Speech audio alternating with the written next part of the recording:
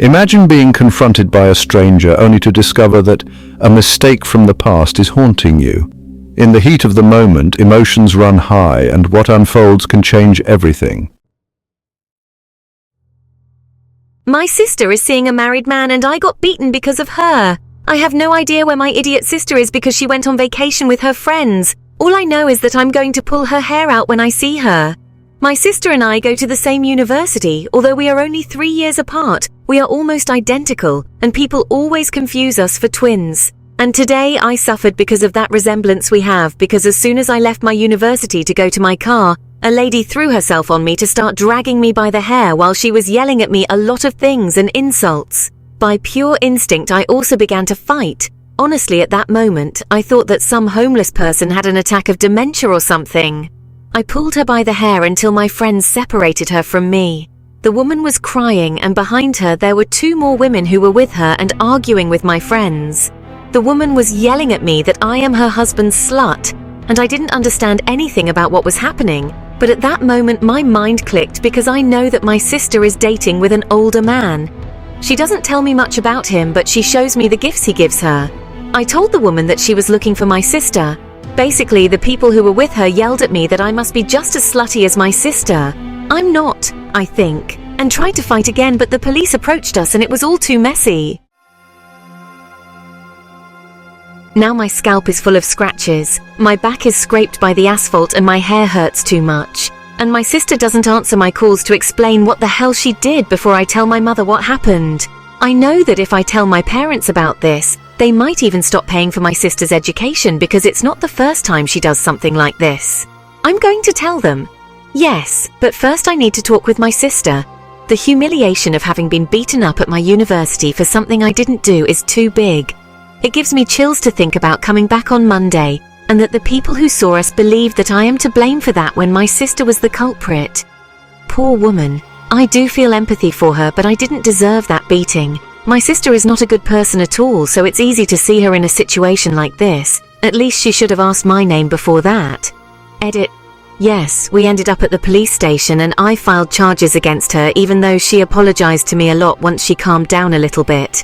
To be honest, her friends were worse than her in the sense of wanting to keep fighting when it was all over. But anyway, that doesn't justify that the fool hit the wrong person. For now, I'm just going to wait for my sister to come back because I want to say everything with her present so that she can't run away from our parents. It's not the first time my sister has messed with a married man. Have you ever felt torn between family loyalty and personal principles? In a world where financial fairness seems to tip in favor of one sibling, tensions rise, leading to a dramatic fallout that challenges relationships. I'm ruining the family vacation because my parents won't pay for me. I have been trying to help my mom over the past few months plan a family trip. Throughout this process, my mom told me that she and my dad probably couldn't afford to pay for all of us, mom, dad, brother, me, and boyfriend, to go, which is fine. I told her she shouldn't be expected to do that since we're all adults with adult jobs and could pay for our flight and share of the lodging. Obviously, she was receptive to that.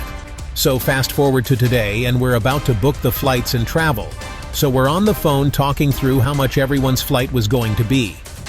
Since I hadn't talked to my brother personally, I asked if he was cool with how much the tickets were.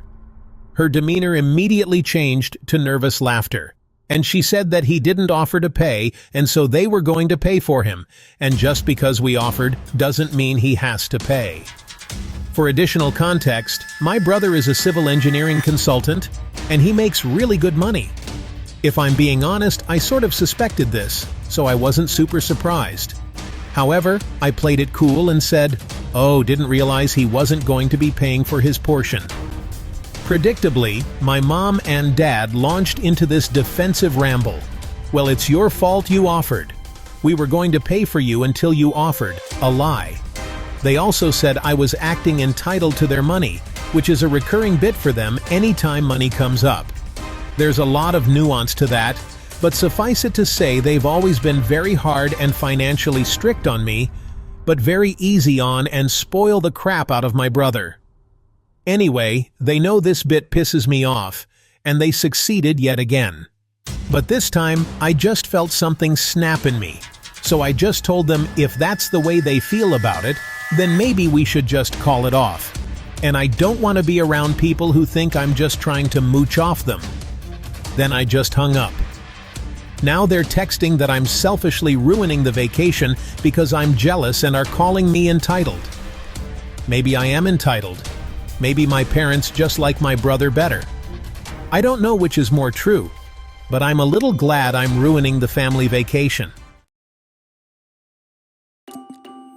What happens when an unexpected message from an ex disrupts your new life? Just days after tying the knot, the past resurfaces, forcing you to confront old wounds and question what truly matters. My ex sent me a message to say that he still loves me. I think some people just don't like peace. I got married on Saturday, and today I got a message from my ex saying that he still loves me, and he sees that I didn't love him enough to fight for us. Fight for what? You cheated on me, asshole. I didn't bother to reply. I blocked his account, and because I'm pissed off, I'm taking it out on Reddit because if I'd replied, it wouldn't have been pretty at all. Why are you sending me a message? What do you think I'm going to say to you? Yes, I'm going to leave my husband, destroy my family, and run away with you because I so want to be in a toxic relationship with a cheating bastard. I just needed to get that off my chest. I regret having my eyes lasered. I'm 36 and this month marks exactly 5 years since I had my eyes lasered, which made me think about it and I wanted to share my experience. I spent a long time considering the procedure, but ultimately, the frustration of wearing glasses all the time pushed me to go for it. I had -7.25 and -6.5, so I could barely see my own hands clearly without them. And even though I wore contact lenses regularly, they would make my eyes burn, forcing me to take them out after just a few hours. I hated having to bring glasses and contact lens supplies with me everywhere I went. I also despised the fact that the first thing I had to do in the morning was reach for my glasses. I couldn't even go to the bathroom without them. I was constantly reminded of my dependence on them.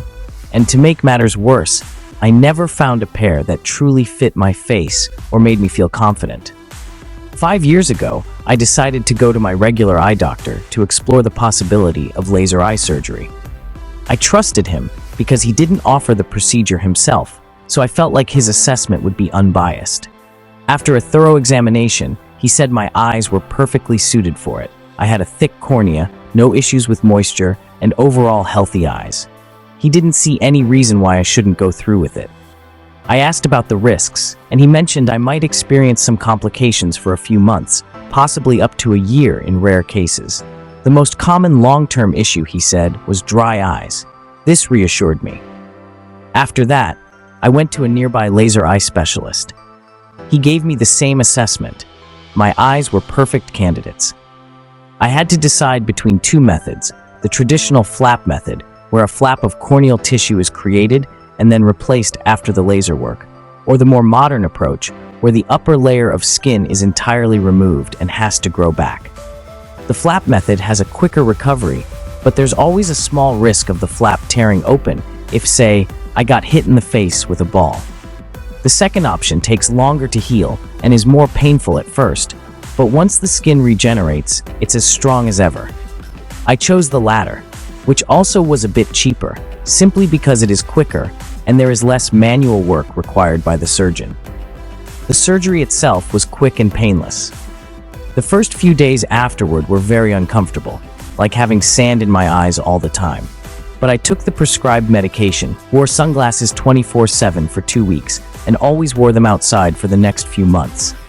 I attended all my checkups, and everything seemed to heal perfectly. For a while, I was thrilled.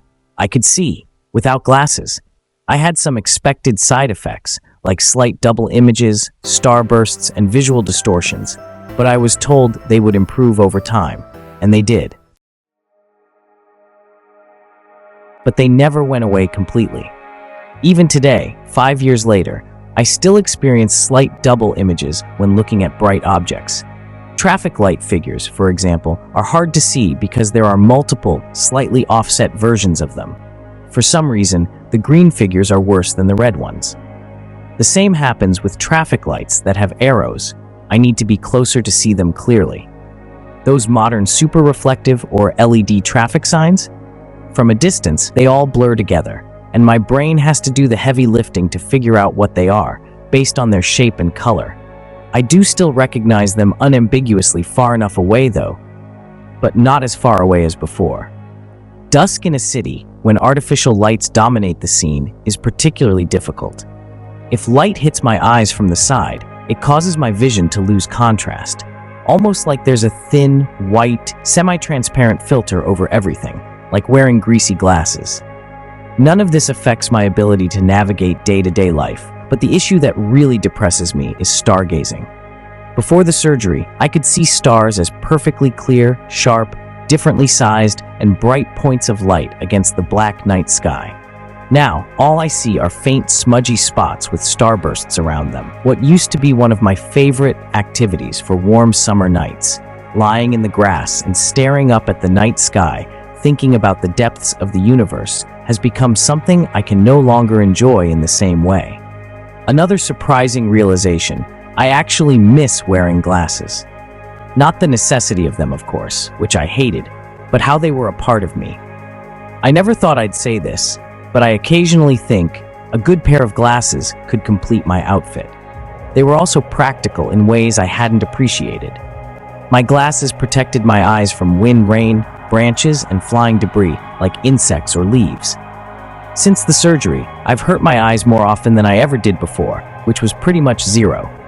This makes me wonder how many minor incidents my glasses shielded me from without me even noticing. There's also the issue of looking at small objects.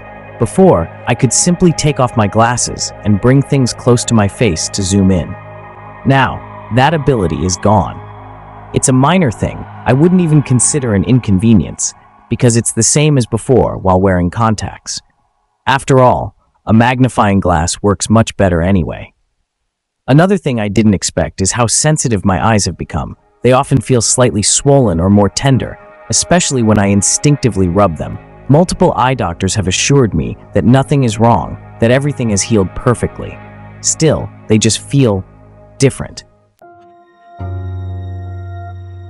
In the end, I'm left with mixed feelings about the whole experience. Yes, I can see without glasses, and that's an undeniable improvement that makes life easier. But I gave up perfect night vision, the ability to see stars clearly, and a certain level of protection for my eyes. If someone asked me today whether I'd do it again, I honestly don't know what I'd say. The things I lost feel almost as valuable as the things I gained.